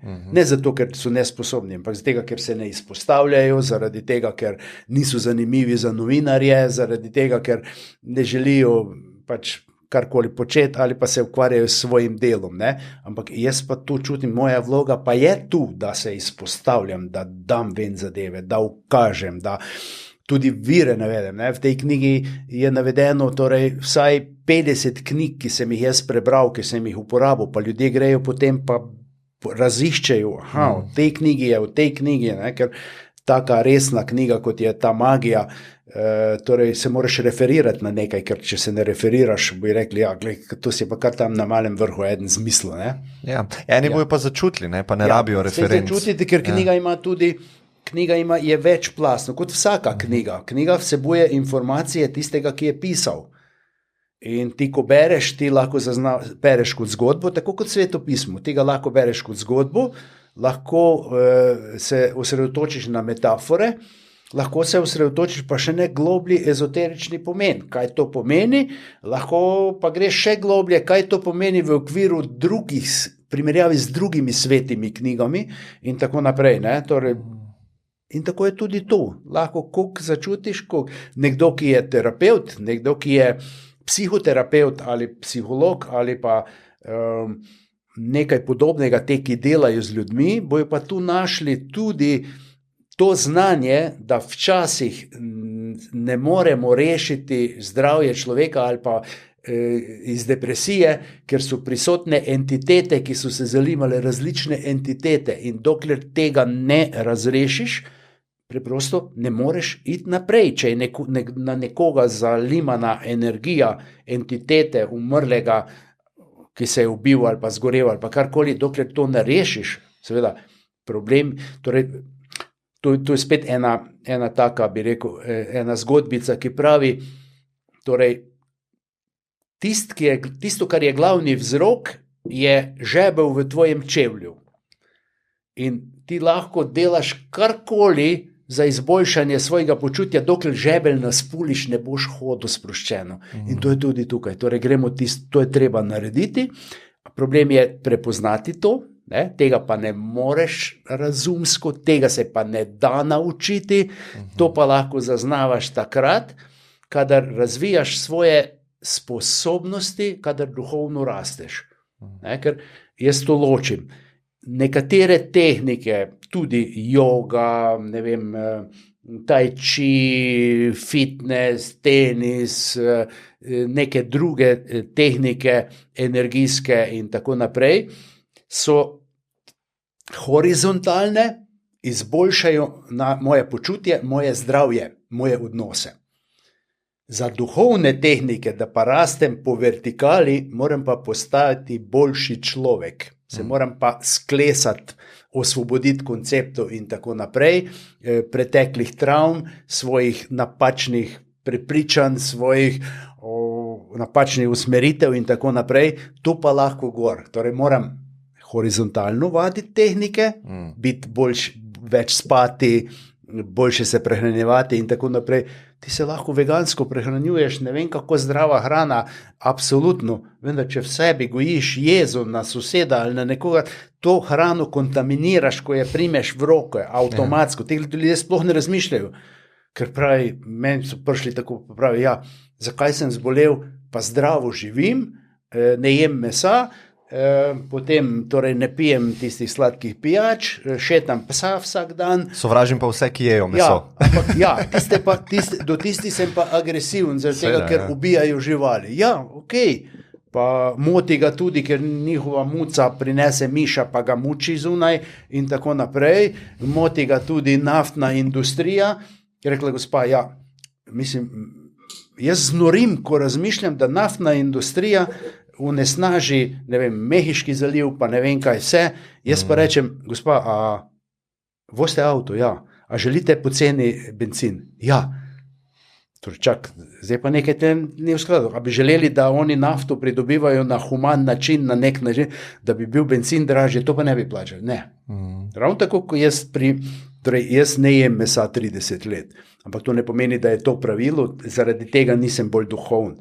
Ampak ko meni nekdo reče, ja, ne jem mesa zaradi tega, ker je to neetično ubijati živali. Jaz ga pogledam dol pa rečem, tvoji čevlji so usnjeni, ne? Ja, kaj, mislim, za tvoje čevlje pa lahko ubijajo kravo. Ne, to so jo itak ubili. A ja, wow, mislim, super, kako je to posrečeno, ne? Mislim, ja, dajmo biti realni, dajmo pogledati celoto, ne? Torej, če bi mene res motilo, da ubijajo kravo, potem tudi čevlje ne bi z te krave nosil. Potem ne bi nič, ne? Torej, to je tako, da. Ker to je eno zgrešeno mnenje se torej nekako ustalilo v družbi, da če ne jem meso, bom postal bolj duhoven. Ne, to sploh ni res. Jaz sem to mislil prej. 20 let. To sem večkrat slišal, ja. Ampak ko sem šel v Sibirijo k šamanom 24 dni, torej oni še niso slišali, da se ne je meso, ker tak druga nimajo nič za jesti, razen mesa tam, ker ni sadja, ni zelenjave, ni nič tisto, kar ne berejo poleti. Ja. Ampak so glih tako duhovni, glih tako sposobni in tako naprej. Ne? Torej to ni pogoj, da bi bil bolj duhoven zaradi tega. Prej se zgodi drugače, ko sebe razvijam na tako visoke vibracije, morda začutim, da ne potrebujem več vibracije mesa. Pa potem to, ne? Ker to je potem neka naravna pot in ne vem, jaz če bi začutil, da bi rabo meso, ampak res ga 30 let nisem probal, jaz bi ga pojedel, ne? Ampak mi te vibracije niso več, ne? Mislim, ni za mene to, ne? Seveda, moraš pa potem poskrbeti, da imaš druge sestavine, da se kvalitetno hraniš, ker veliko teh bi rekel, pod narekovaji duhovnežu, neha jesti mesa, začne jesti indijsko hrano, ki je absolutno škodljiva, ne, indijska hrana, vse pražijo v tistem olju, pa še ne menjajo ga in tako naprej, pa presladka je, pa preveč ogljikovih hidratov, a je to zdravo? Zelo težka hrana. Ja, ja ni zdravo, ne, ni zdravo, ja, ampak za 1,5 milijarde ljudi prehraniti, pa ne morejo pa ravno zbirati eko hrano, pa ne vem, Demeter kvaliteto ali pa karkoli, ne, torej jejo vse, kar se da, ravno tako Kitajci, ne. Ja, vse to je zelo zanimivo, ko si opredelil to horizontalo pa vertikalo. Zdaj recimo, da vemo, kaj na horizontali je pomembno delati, so omenila spanje, odnosi, hrana. Vsa področja našega življenja moraš. Kaj pa ta vertikala? Ja, vertikala, nekdo, ki to posluša, kako začeti? Vertikalo dobivaš z meditacijami, ker z meditacijo stopaš malo više. Vertikalo dobivaš, ko se osvobodiš preteklih travm. Kajti, če si ti v travmi, greš meditirati, ne boš v meditaciji. Ne? Recimo ena ženska, ki je bila posiljena, pa bo poskušala njej svetovati, meditiraj, pa ti bo boljš tralala. Torej, ona ne bo mogla meditirati, ona bo meditirala, ampak ne bo prišla v stanje meditacije, torej neuporabno. Torej, treba je to travmo razrešiti, ne to, tudi vse druge travme, ne. Torej, s tem se ukvarja tudi delno, recimo, transpersonalna psihologija, zanimivo, ne, ker jemlje zadevo, torej transpersonalno izven te osebnosti naše v tem življenju, tudi v času bivanja v maternici, tudi prejšnja življenja. Stanislav Grof, ne? Ja, on je predvsej psihedeliki delal, ne? Ja, on je delal z LSD-om, dokler psihedelike ni CIA spoznala, pa jih je vzela za svoj namen, kako to narediš, tako da drugim prepoveš, ti jih pa uporabljaš in tako naprej, ne, ampak veliko se je takrat delalo s psihodeliki, ne, ampak on je potem prišel s časoma do spoznanja, da to lahko naredi tudi brez psihodelika, torej to psihodelično stanje zavesti s pomočjo glasbe, dihalnih tehnik. Holotropno dihanje. Ja, holotropsko, ne, ali pa holotropno, jaz sem šel skozi to in jaz tudi včasih, čeprav uradno nisem usposobljen za to holotropsko dihanje, ampak recimo skupinam na potovanjih, pa tako pa grem, pa jih peljem skozi to notri, ne, ker to je, veš, na tem področju je to tako. Jaz se zdaj počutim, ali pa ne samo jaz, ampak recimo nekateri moji ti kolegi, ki so tako daleč v tem, naučil sem se dobro voziti avto in zdaj vsaka tehnika je novi model, ki ga samo se vsedem, pogledam, kje je menjalec, gledam, kaj moram narediti, kje so žmigavci. Ja, in si noter, ja. Ja, in sodobna, in še nekaj, in ta pristop. In to je, ravno zdaj sem recimo od Viloka kupil v Zagrebu en seminar, takšen enomesečni, preko spleta, ne, in kupujem te seminarje, da spoznam nove zadeve, ker se stalno izobražujem in tudi, da vidim način, kako podajati znanje, ker to so mojstri podajanja znanja, ne, in ti vidiš, kako podaja in on je živel, ne vem, 10 let v deževnem gozdu, Peruju, Braziliji, s šamani in podaja šamanski pristop, šamanske tehnike. To je isto, kar mi delamo v karmični diagnozi, samo oni drugače povejo. Ne? Šamani ne rečejo tam, mi imamo 4 ravni, torej 4 ta energijska telesa, ampak rečejo, imamo orla, ki predstavlja absolutno, imamo tega kolibrija, ki predstavlja našo dušo, raven duše, imamo pumu, ki predstavlja naš naša čustva in imamo kaču, ki predstavlja naše telo. In ko tako razloži ljudem, to je ljudem razumljivo, ker te živali živijo okrog njih.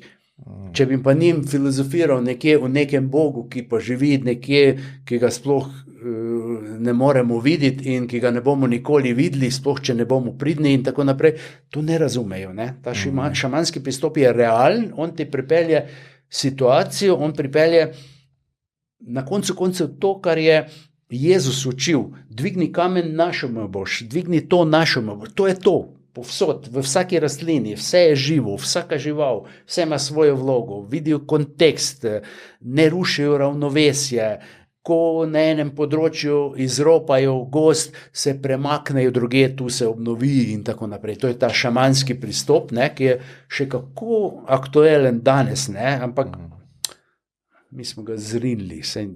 Ja, nad smo se postavili. Kdo nas pa uči? Kdo nas pa uči? To je ena velika škoda, ki jaz vidim, ne? Da smo se postavili nad, oziroma se nad postavljamo. Ne? In s tem sebi delamo tako medvedjo uslugo, ker vsa ta znanja v bistvu ne pridejo do nas. Ne? In potem morajo podjetniki iz Silicijeve doline hoditi v Peru in spitajo asko in prinesti nazaj. Hodijo, to je tako, jaz to malo raziskujem praviloma, tisti, ki so zelo uspešni, taki, ki ustvarjajo uspešna start-up podjetja in tako inovativni, te so tudi zelo odprti za to področje. Sicer tega ne oglašajo javno, tako kot jaz, ampak grejo v Peru, grejo na delavnice, grejo marsikje. Jaz sem recimo tudi na delavnici na Ižu, sem imel recimo rektorico prorektorica ene univerze, tukaj je bila navdušena, je rekla, jaz, ko pridem v službo, takoj bom organizirala pri rektorju, da boš prišel predavati študentom kot tiste dodatne vsebine. Ne? In ko je prišla, on je rekel, dej prizemljice, bodi resna, ne, mislim, bodi resna, ker to ni, zakaj bi se pa mi s tem ukvarjali, če pa naš program teče uspešno tudi brez tega. Se teče brez tega, ne. In potem ostaja pravzaprav, jaz tako razmišljam, ne, torej sistem, ne moremo pričakovati od sistema, ki je ki je v kocki zaprt, determiniran, da bo sistem za te zadeve poskrbel, zaradi tega to gre vzporedno. Torej, mi smo kot neka vrsta nevladina organizacija, ki to širi vzporedno in se to širi. In čeprav imamo veliko nasprotnikov, veliko stvari oporeka temu, ker ni znanstveno, jaz pravim, da je to dobro. Zakaj? Zaradi tega, ker preživijo tiste naravne metode, ki so kvalitetne. Ker meni nišče ne more karmično diagnostiko, recimo, ki je temelj mojega delovanja, meni nišče nima, niti znanstvenik, nobeden nima niti enega argumenta, da bi lahko rekel, da to ne drži. Nima argumenta.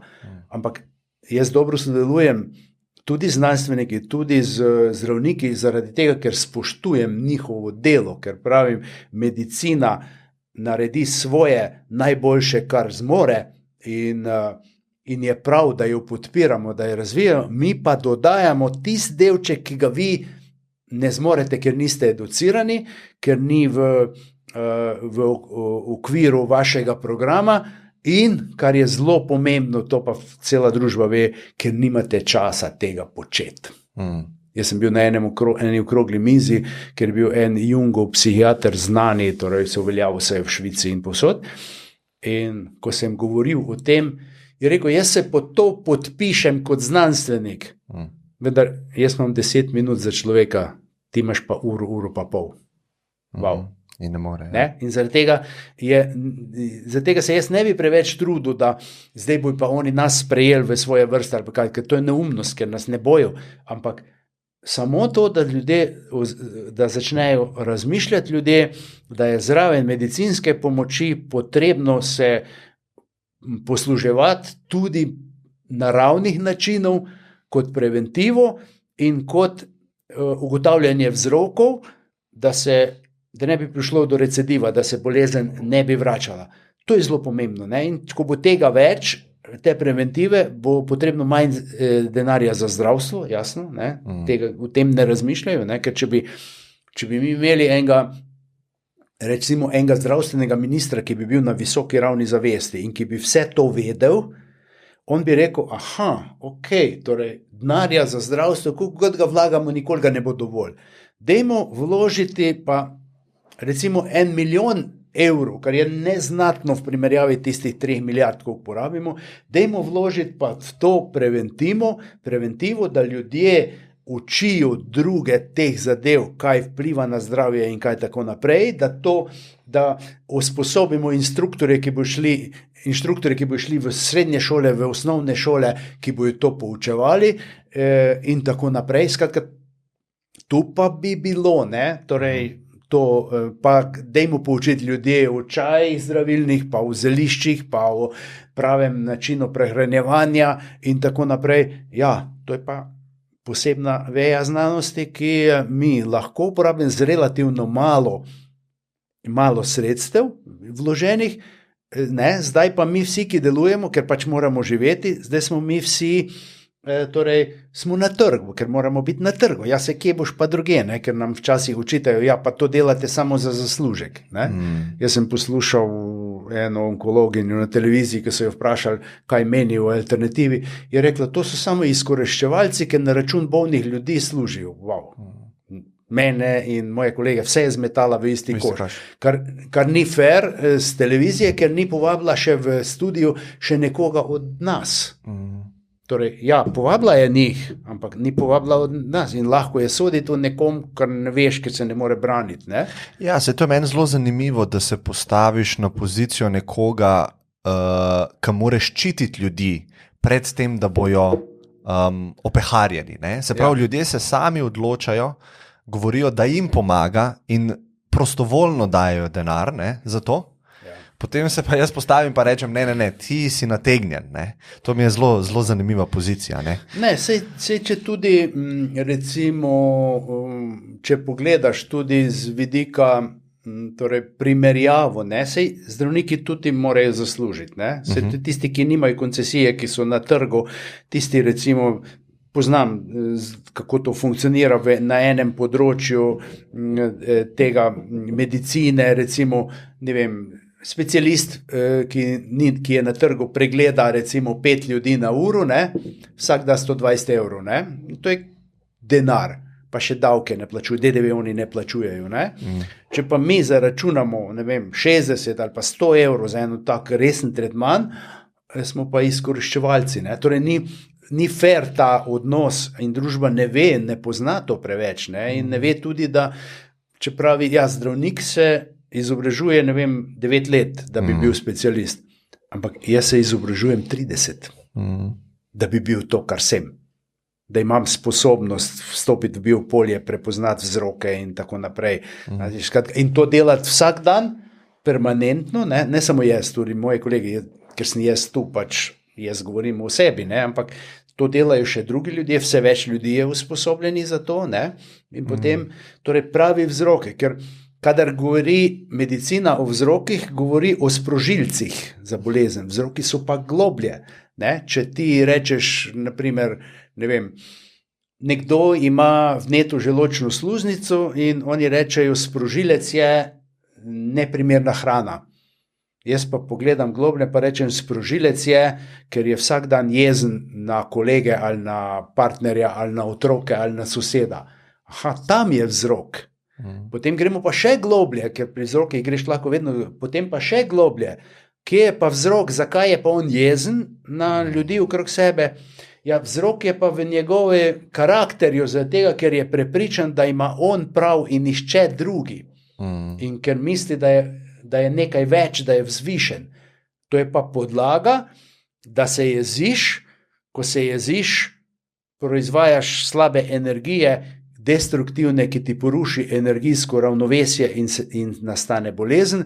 Hrana je pa samo tista, ki ti sproži. Normalno, če ne bi nič jedel, ne bi imelo kaj sprožiti. Ne? Ampak je pa samo to. Ne? Z tega mi gremo globlje od tega, ne? Ampak na koncu vsi mi, jaz rečem hvala Bogu, da sploh kdo dela to.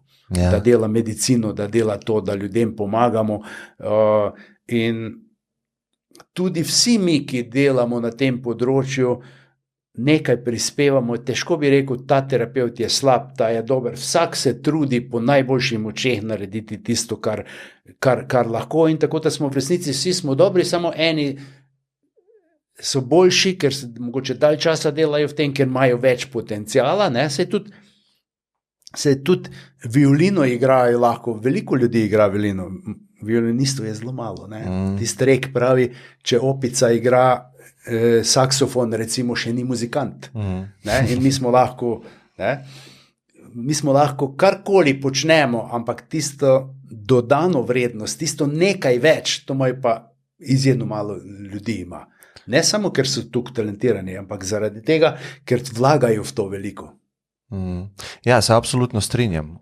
Koliko pa misliš, da je teh recimo, da rečeva izkoriščevalcev, pa ni mi toliko všeč ta beseda, ampak Ljudi, ki nimajo sposobnosti, se sami zavedajo, da nimajo sposobnosti, ampak služijo na račun ljudi. Težko bi rekel, je jih sigurno en del, ampak to jih je na vsem področju, se tudi nekateri vodovodarji služijo, pa za njim curi potem, ne, ko gre, ali pa ko polagajo ploščice čez 2 leti odpadajo. To je to, ampak na samem terapevtskem delu tisti, ki nimajo sposobnosti, so popolnoma nevarni, ker ne morejo niti dobro, niti slabo narediti. Nevarni so tisti, ki lahko naredijo, ki so močni, karizmatični, močni, zavedajo ljudi, jih umaknejo od medicine, da bi samo oni delali in tako naprej. Torej, to so tisti, ki recimo ki so škodljivi. Recimo ena taka zadeva, pa v tem večina terapevtov ne razmišlja. Jaz sem to sestavil zadnjem letu sestavil skupaj za šolo, ampak torej, rakasti človek, torej rak ima rad energijo. Nekateri naivno mislijo, če boš dovajal človeku energijo in boš povečal prekrvavitev, da bo to rak umrl. Ne, on se bo razvijal. Torej, če ima nekdo raka, je torej absolutno najprej medicina mora svoje narediti, operirati in tako naprej, je treba ugotoviti, zakaj je rak nastal. Dokler tega ne ugotoviš, prihaja bolj pogosto do recidiva. Bolj pogosto.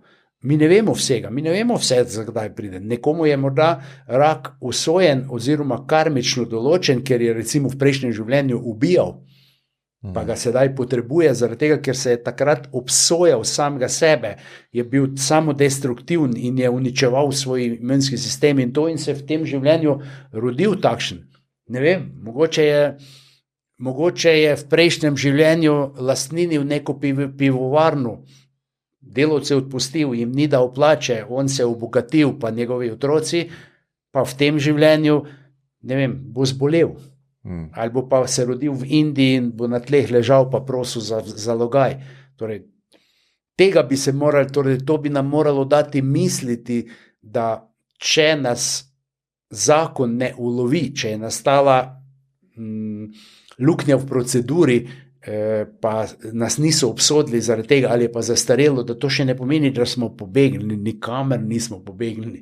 To pride, račun dobimo izstavljen. Mogoče ne bomo mogli umreti, pa bomo 1 leto umirali v strašnih muhah, dokler to se duša spuca. Ampak to je malo filozofsko. Ne, vse je super. Tole ne bi bil ideja podcast, če ne bi, nekaj sva se tudi dotaknili na psihedeliko, ampak malo bolj specifično me zanima, zato ker sem, čisto osebno me zanima, zato ker to je bila nekako tista točka v mojem razvoju, ki me je pahala stran od materializma in mislim, da lažje lovim balans med temi dvemi svetovi, ravno zaradi psihedelikov. Jaz sem že večkrat prebral, da si tudi ti, pa prej si omenil, si bil v Peruju, pri šamanih, ki se ukvarjajo z ayahuasko. Kakšno je tvoje mnenje glede teh orodij, ki zdaj pridobivajo spet na popularnosti? Jaz zelo spremljam, kaj se dogaja, kaj se razvija, spet prihaja do neke renesanse na tem področju, ki se je zgodila tudi v 60-ih, pa je pol zamrla. In doskrat, ko menim mogoče kakšnim starejšim ljudem v Sloveniji, ki imam pogovore z njim, pa se ukvarjajo z duhovnostjo, jaz mislim, da lahko rečem, da v 99% so proti temu. Je pa tudi res, da v 99% nimajo izkušnje s tem, ampak so pa proti. In to sem zelo razmišljal, zakaj je temu tako, in verjetno je tukaj nek tak zeitgeist ali pa duh časa jugoslovanskega, naše socialistične zgodovine, ni bilo teh substanc tukaj prisotnih, bolj bazira tudi krščanska vera na alkoholu, Te stvari so zelo take šamanske. Alkohol je dovoljen. Alkohol je dovoljen. Zdaj pa tvoj pogled na te stvari. En del, zakaj so ljudje proti temu, je torej ena paradigma v družbi, ki je družba zgradila skozi leta, torej vse tisto, kar je prepovedano, kar je kriminalno dejanje, vse tisto je škodljivo.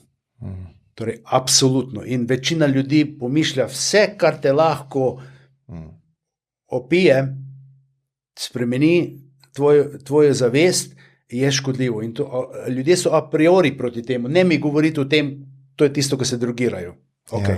Nas imamo recimo v starih časih je bila prisotna volčja češnja, beladona, ki še dan-danes, ampak naredijo nam slabo ime, recimo pri Samoboru par let nazaj, je župan tam enega malega mesteca, še svojo družbo, so se dobesedno ob tabornem ognju nažrli beladone in so bili tako zadeti, ker so šli preko meje, da je eden od njih padel v ogenj in niso opazili, da je zgorel. Da je umrl, pa na pol zgorel, da so ga zjutraj našli. Take stvari delajo škodo. Kot sem rekel, torej, že prej, takšne snovi so koristne za to, tudi tebi je to pomagalo, da dobiš uvid na naslednji štuk, kamor želiš splezati, da vidiš, da je to nekaj, kar ti v tem ego se izgubi, v tem ego ne funkcionira takrat, logika ne obstaja. In lahko je boleče zaradi tega, ne? Ja, in torej vidiš to, recimo, ko sem jaz bil na ayahuaski, jaz sem točno videl, torej v tistem stanju sebe, ljudi, ki so preko takih debelih energijskih vrvi pripete na moj pleksus in se hranijo z mojo energijo. In jaz sem mislil, da jih moram podpirati zaradi tega, ker sem dolžen to narediti, ker sem terapeut. Ko sem to porezal, tisto delna razsvetlitev. Jaz druge izkušnje nimam, razen z rdečo mušnico, ampak to sem delal brez strokovnjaka in sem bil preveč previden, pa še tako, ko sem bil sam doma. Je bilo to v Sibiriji? Ne, doma sem jaz to nabral. In sem potem preizkušal in sem šel, tukaj sem je mal, ko me je začelo malo nositi, sem nehal, ker me je bilo strah. V Sibiriji sem pričakoval, ker Sibirija v severnem delu uporablja mušnice. Tam, ker sem jaz bil Tuva, to je na mongolski meji, tam pa v stanje transa vstopajo z bobni šamanski, s plesom, petjem tistih njihovih šamanskih napevov. Nobene droge ni nikjer, torej na ta način. Za razliko od tega tam v Južni Ameriki, Peruju, konkretno sem jaz bil, pa v temle, da se ni važno. In tam pa samo s pomočjo to in sredstvo, čeprav je to tudi ritual. Torej, mi smo bili 7 dni v centru, 7 dni smo se hranili temu primerno, torej po šamanski, tako, in šli smo trikrat v teh 7 dneh, trikrat v ta proces z ayahuasko, zraven tega je dnevni ritual, obredno kopanje, skratka, predavanje in tako naprej, sodelovanje pri pripravi ayahuaske rastline in tako naprej, skratka, to je proces in to ni enako, kot če v Slovenijo pride šaman. Lahko je dobro, ne vem, jaz sem bil v Sloveniji samo enkrat, pa ni bil šaman, ampak je bila slovenska šamanka, in imam od tam izkušnjo, ampak neprecenljiva izkušnja je tam v avtentičnem okolju, ker tam imajo tudi na kolektivni ravni zavesti, oni imajo to noter, oni so prepričani, odprti v to in to je del njihove kulture na koncu koncev, ne? Ja. Se pravi, nisi proti tem sredstvom? Ne. Absolutno nisem, sem pa proti rekreativnem jemanju tega kar tako. Je pa problem v tem, da to je za zrele osebnosti, torej sem imel nekaj primerov, ki sem jih kot terapeut reševal, ko so ljudje, ki so v zelo slabem stanju, telesno, v odnosih, jezni, užaljeni in tako naprej, v teh vzorcih, konceptih, šli na ayahuasco in so potem imeli težave, zato ker jim je ayahuaska, ti odkrije tisto, da vidiš, torej nezavedno, luč ti prižge v klet, kamor si metal vso kramo. In to, torej, oseba, ki ni zrela, ko to vidi, zelo težko sprejme. Ne more se soočiti. Torej, jaz, da sem takšen, wow, ne? To zelo težko sprejme, zaradi tega je to ne svetujem na ta način. Zdaj, pomisleki so tudi glede zdravstvenega stanja, recimo, ali bi smel srčni bolnik. Ne vem. Torej, ali bi vsak srčni bolnik to zdržal. Ne vem, ne?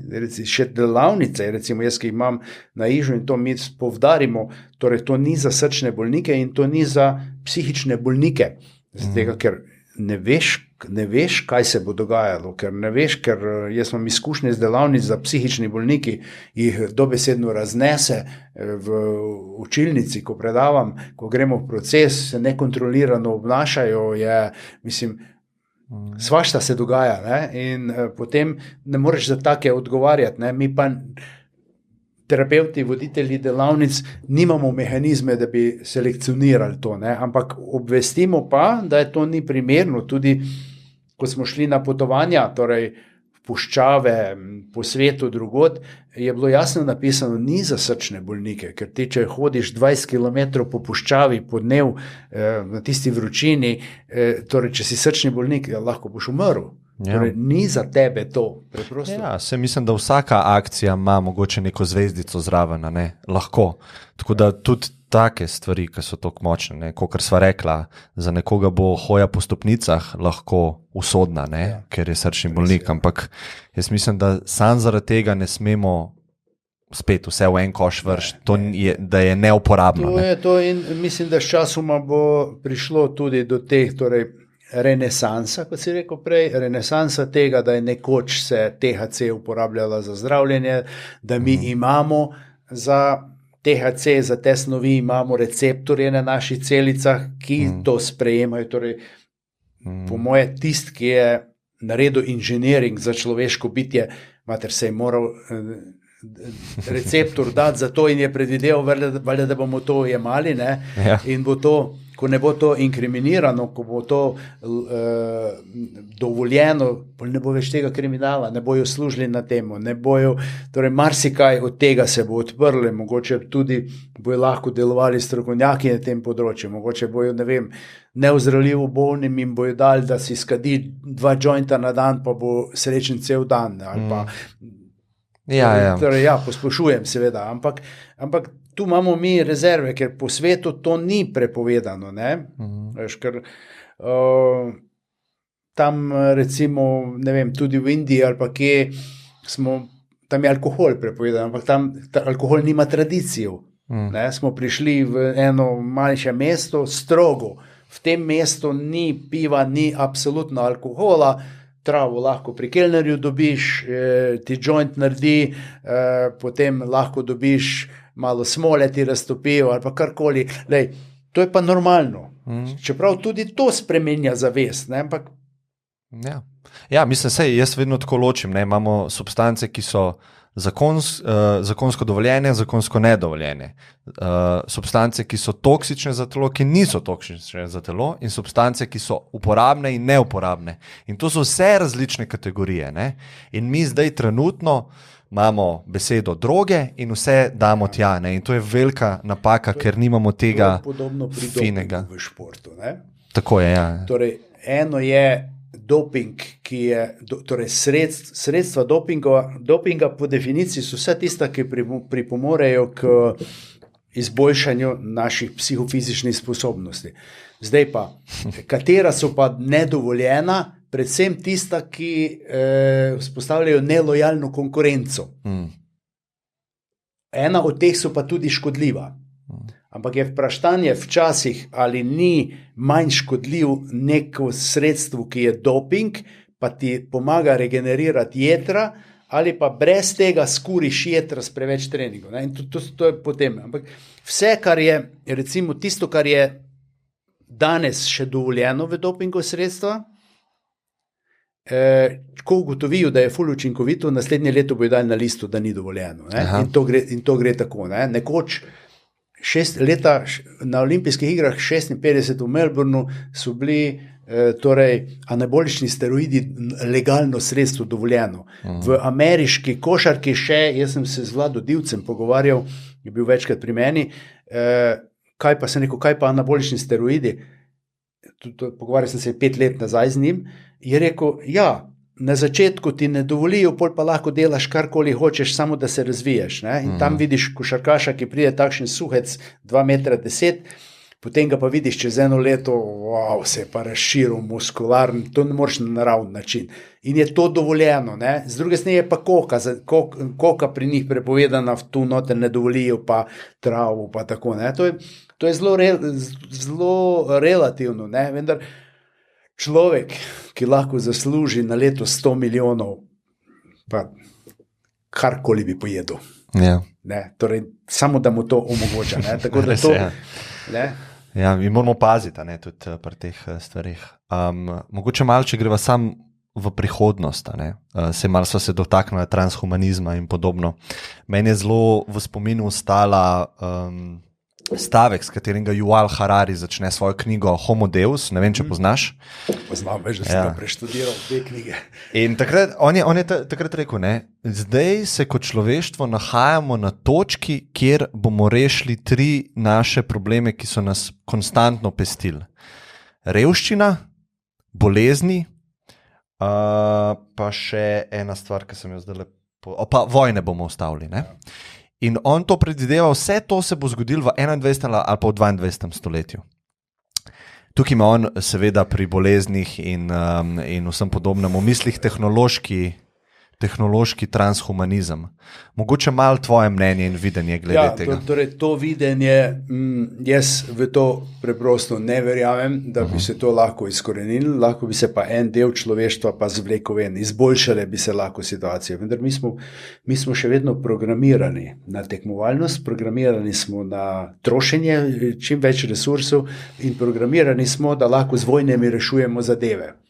Pojdi probaj Trumpu razložiti, da vojne niso več potrebne. Kako niso potrebne, če ščiti ekonomske interese in to. Ampak to je pa potem tista dvoličnost, torej tudi Američanov. Ne? Torej, zakaj lahko ameriška vojska hodi po svetu in upravlja policijske akcije, po narekovaji? Ja, zato, ker je Američanom dobro. Oni nimajo vojne, za njihov ekonomski interes je dobro, da osvajajo trge in da surovine in tako naprej. Ne? To je tisto malo, ne? Ravno tako kot Harari prihaja dol iz Izraela, ne? Ok, jaz sem ravno enemu našem znanstveniku, ki je hodil dol predavati v Izrael, koliko je ful dobro v Izraelu. Sem rekel, a si ti kdaj pomislil, da greš samo en nivo nižje, pa pogledaš, da so Izraelci okupirali zahodni breg Jordana in da so oni okupatori še dan danes in da se tako obnašajo. Ja, kaj pa to? To mene ne briga. Torej, mene zanima samo znanost, pravi. Wow. Ne?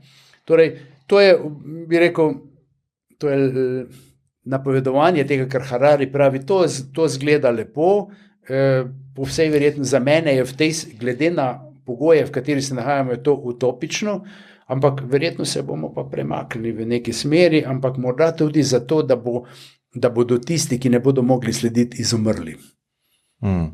Kruto. Ampak morda pa ne bojo. Že danes imamo težave funkcionirati v družbi. Moja generacija, ne, jaz imam 67 let, moja generacija ima težave, lahko se prijavi za neko pomoč preko obrazca, ki ga mora sprintati, nima interneta, ne računalnika. Lahko vse, kar rabi, najde na spletu. Vse funkcionira tako, ne moreš več nič narediti. Samo da še ustvarijo tiste mokre sanje transhumanistov sodobnih, da ne plačujemo več z denarjem, ampak samo preko kartic. Ja, kje pa je moja generacija potem? Ja, kaj? Prositi, ne? Dajte nam, pomagajte nam obrazec narediti ali pa karkoli.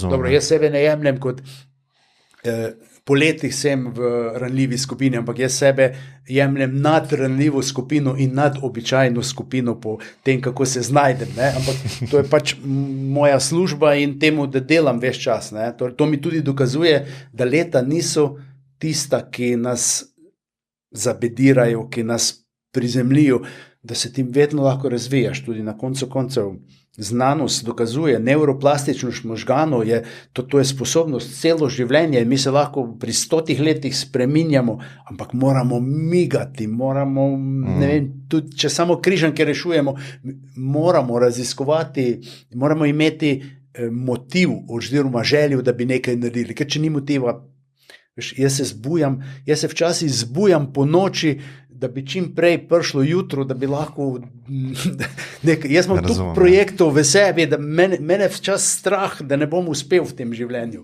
Koliko je tega, recimo zdaj delam na novi knjigi in tako. Ampak ta naboj nas verjetno tudi dela bolj živahne, bolj mlade, več energije, več, ne? Ker če imaš cilj, pa želiš do cilja, se med tabo in ciljem ustvarila napetost in ti želiš to napetost zmanjšati, da greš proti cilju, da ga usvojiš. In to je to, ne? Istočasno delo na sebi in tako pa še, če razmišljaš, da boš koristen tudi za druge, ne? Ker ti moraš imeti tudi koristen, moraš biti tudi za druge, ne? Ker tudi tak intervju, ne, jaz vedno na intervjujih ali pa časopisu, ki je poudarjam, torej dajmo narediti tako, da bo to koristno za ljudi. Ni pomembno poudarjati jaz, pa ne vem kdo, on mora imeti iz tega nekaj uporabnega, mora nekaj spoznati. To je smisel, ne? Ja, se strinjam. Izredna hvala, Marjan, ker si se oglasil. Ja, 2 uri sva skoraj že.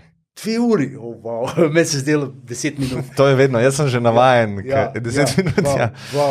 Tudi jaz sem vesel in upam, da torej bo ljudem to pomagalo in mislim, da bi bilo zelo pomembno, da začnejo razmišljati o spremembi paradigme, stare paradigme, drugi so nam krivi za težave, od zunaj prihajajo težave in drugi morajo poskrbeti za naše težave. V paradigmu tudi sami smo sodelovali, sami imamo moč, da lahko tvorno sodelujemo pri spremembah, seveda uporabimo medicino in vse skupaj.